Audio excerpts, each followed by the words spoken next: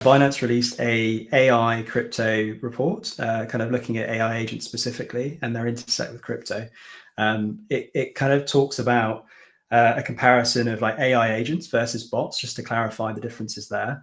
And ultimately, it's just that reinforcement learning as an AI agent, and that they can actually go away and achieve objectives as opposed to just doing a task. But it then goes deeper into basically saying that, I mean, the overall arching sentiment is that the space is very nascent, and there's a lot of potential for a huge upside.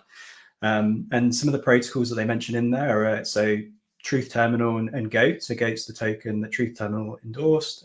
It's got Virtuals protocol, which is the one on Base. So that's kind of like a launch pad for AI agents.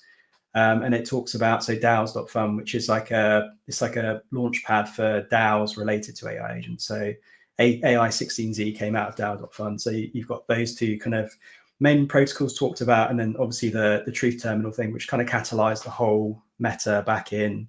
Well, I think that was actually launched in July, but it didn't really get mainstream attention until probably late September. It then talks about sort of like what's actually happening in this space, and there's a very good diagram that kind of illustrates the different kind of market segments and how there's specific AI agent leaders within those segments that we don't necessarily get coverage on Twitter. So it's just to illustrate that there are AI agents out there, and this has been going on for a very long time. So yeah, you can see that diagram on the screen now.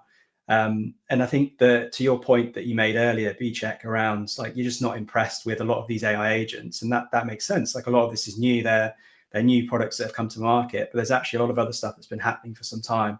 The main difference this time around is because AI agents now have like wallet integration and those crypto rails, so the intercept between AI and crypto, that unlocks a lot of autonomy that wasn't necessarily there before. Like if you think about AI agents previously, they wouldn't really be able to do much transacting because of the TradFi system that has those KYC procedures. Like you won't be able to do that autonomously without sort of human intervention. So I think crypto rails just make a lot of sense, and that's why you've got this like these two separate communities that have come together that are quite excited. So the AI community and the crypto community, and it just makes sense in terms of like a synergistic sort of like partnership.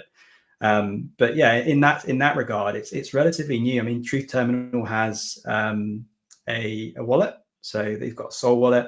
He was given a Bitcoin grant from Mark Andreessen. I think you've got Vader, which is a virtuals one. They've got a wallet as well, and there's a bunch of other ones that are popping up that have wallets. They're actually paying humans to do various things for them. I think, was it Luna?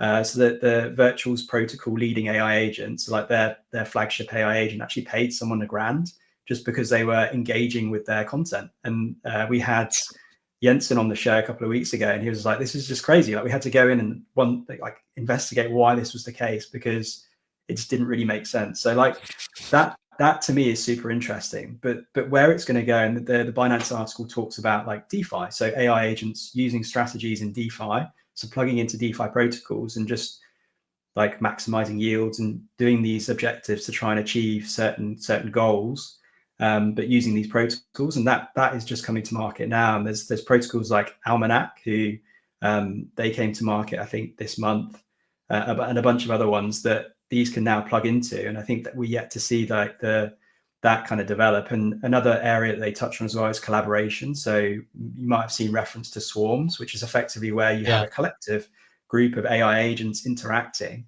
and they'll learn at probably an exponential rate compared to just in that siloed environment. So that those two aspects could actually catalyze significant growth, and it kind of alludes to that in the report. Interesting. Yeah, look, I think that's fascinating. I do agree with you that when they start doing more on-chain transactions simultaneously, that is the thing that'll be more interesting. At the moment, it feels a little bit to me too similar to just other bots that you can get to reply to things on the timeline. Although I appreciate, it's kind of, you can have specific ones that are trained on specific sets of data, which is cool, and that is newer than just having a normal bot. But where do you see it going then, Sam? Like when it comes to Almanac, I saw the trailer for that. Actually, they did a cool video. Like it looked pretty cool. What's the distinct thing between that and just running? Algorithms already exist, right, for trading. So why would anyone like ourselves, but maybe we don't have access to the trading algorithms necessarily? Is that why they're so good? So then suddenly retail has access to AI trading algorithms, or what's the difference between a normal trading algorithm and having your own AI person? Well, I think launch pads and accessibility is definitely a thing. Like you've got VVIFU, so waifu.fun on Solana. You've got DAOs.fun on Solana. You've got virtuals on Base. So like the average user can actually end up using and building their own AI agents, and then kind of launching various like modules to kind of make them better in terms of interacting with like on socials or connecting a wallet. And I think that similar to what we saw in 2022 with like ChatGPT, like it's the first real time like retail's had access to AI in like a useful manner. And we're beginning to see that with these AI agents. So I definitely agree with you. I think that is probably like a catalyst. But I think for me, like the actually seeing these interact with other AI agents in these like so-called back rooms, and then actually autonomously speaking to other people on Twitter, like replying to people and actually having those conversations and understanding that thought process is pretty interesting.